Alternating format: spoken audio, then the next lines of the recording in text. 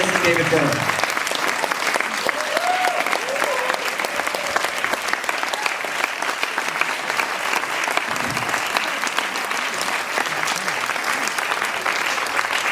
Thank you. Oh, how does this work? People are going to ask questions? You're going to ask questions. You could ask questions and they could give answers, or they could ask questions and you could give answers. Yep. And then ask the questions and you give the answers. So I kept house lights a little bit higher, Tom. If you get a question, yes, right here, start there. Can you address your question to either myself or Hillman and pose it in the form of a question? I've done this before, you can tell. Do you have any pre-show rituals or superstitions or things that you do? David? Me? Yes. Yeah, that's me. I make ginger tea.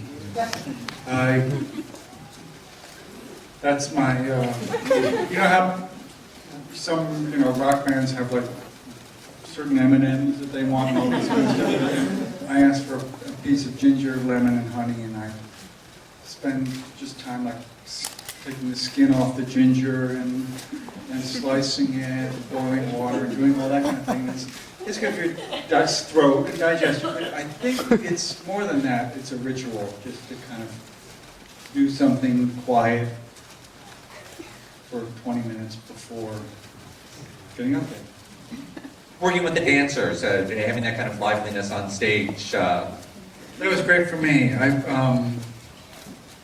I can't do quite as much jumping and leaping as they do, and as I used to do when I asked them. So they kind of bring the energy, and it kind of there's a little osmosis thing that happens. It almost appears that the whole show has the energy, even though it's them doing most of the running and jumping.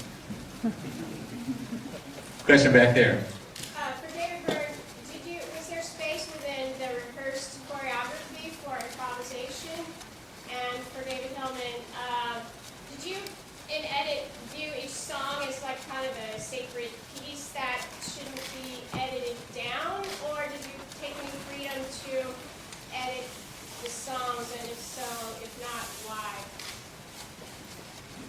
Okay, I'll start. What was it? I'll go backwards. Improv. I'll go backwards.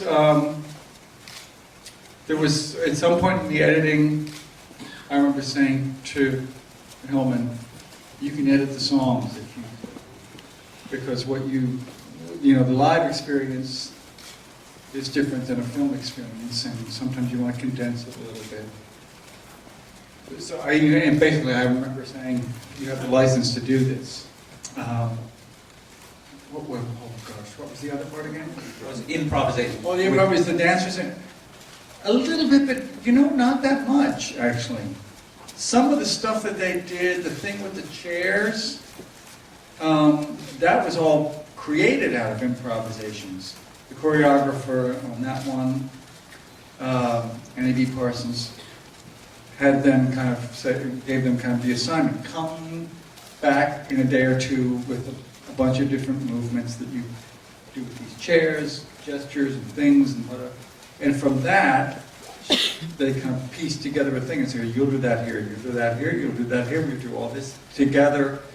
And so it ends up being loose, but kind of created out of an improvisation, but the end result is kind of the same every night, which is, well, sometimes kind of great. And when it works, you still get a feeling from it when it works, even though you know that it's going to be the same every night. I can look over at Natalie and know she's going to be right there, and all that kind of stuff, which is, well, that's show business. And you don't bump into each other. Yes, we don't collide with one another. Hi. I have one question for you, David, and then my associate has a question as well. David, I've heard you say live that if you're dancing, you'll understand the words better. And I was wondering if you guys would consider having a dancing screening of the film. where the audience could dance while they were watching? That's a great idea. You know, like without seats, yeah. Should we move these seats out and just run the film one more time? I was just kidding. I mean, I thought of it as being danceable like when you go out and dance in a club or dance at home or wherever it is you dance. I didn't think of it as being kind of contemporary dance, like what these choreographers and dancers are doing, and that was kind of a wild shot. Just kind of thinking, what if it goes this way, and they put what they already do onto what we're doing? How will that mesh? There was a nice, I got from the dancers and choreographers, there were lots of nice comments after we did the initial shows, and they were saying that there's no audience for contemporary dance, or it's very, very small. And they're saying that what we're doing in your show is exactly the same as we would do at our, dance performances, but nobody comes.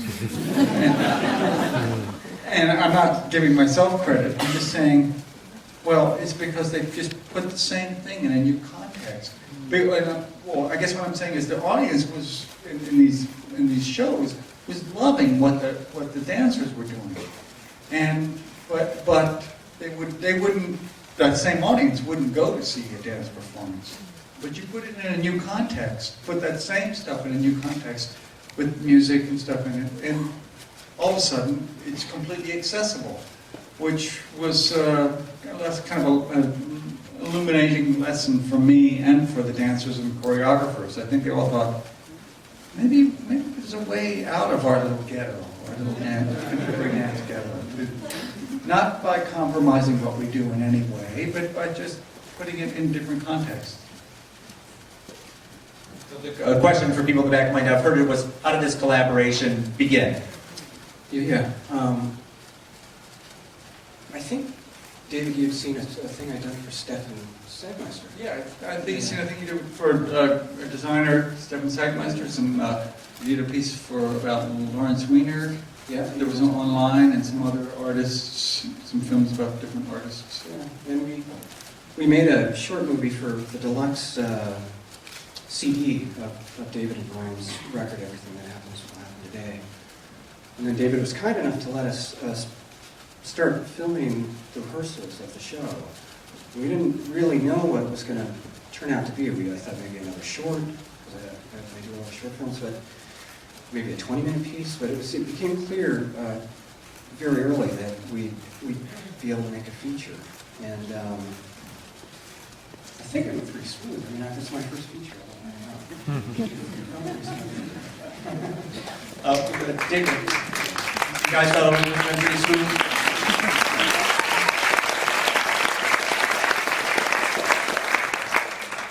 David, let me ask the last question. What are you doing now? What can we look forward to next from you? Today I did a recording session with an artist named St. Vincent, the woman who goes by the name St. Vincent. We've done a small batch of songs together, and they all featured brass ensemble. Sometimes no band, just brass ensemble and words and singing. I have to say, it doesn't sound like anything either of us have done before, which is good. Very good. Well.